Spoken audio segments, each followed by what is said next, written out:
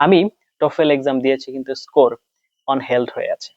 কি করা যায় বা কেন হয়েছে? খুবই দুশ্চিন্তায় আছি, আদৌ কি স্কোর আসবে কিনা। দেখুন, প্রথমত হচ্ছে আপনি যদি টোফেল সেন্টার বেস দিয়ে থাকেন এই ধরনের কোনো ইস্যু কখনোই হয় না।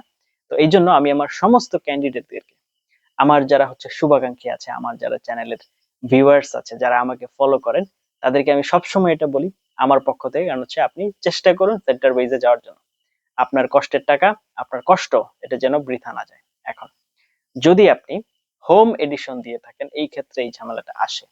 এখন এই ক্ষেত্রে নর্মালি যেটা হয়, আমাদের যারা সম্মানিত ক্যান্ডিডেট আছেন তারা অনেক সময় হেল্প নেওয়ার চেষ্টা করেন, ওই সময় এটা হবে এবং এখানে আমাদের কিছু বলার নাই। এই জন্য অবশ্যই আপনি হচ্ছে জেনুইন নিজে পরীক্ষা দেওয়ার চেষ্টা করেন, এবং সেই ক্ষেত্রে কয়েকটা রুলস, যেমন কোন দিকে তাকাবেন, অবশ্যই আপনার কম্পিউটার স্ক্রিনেই চোখ রাখতে হবে, এদিক সেদিক তাকাবেন না।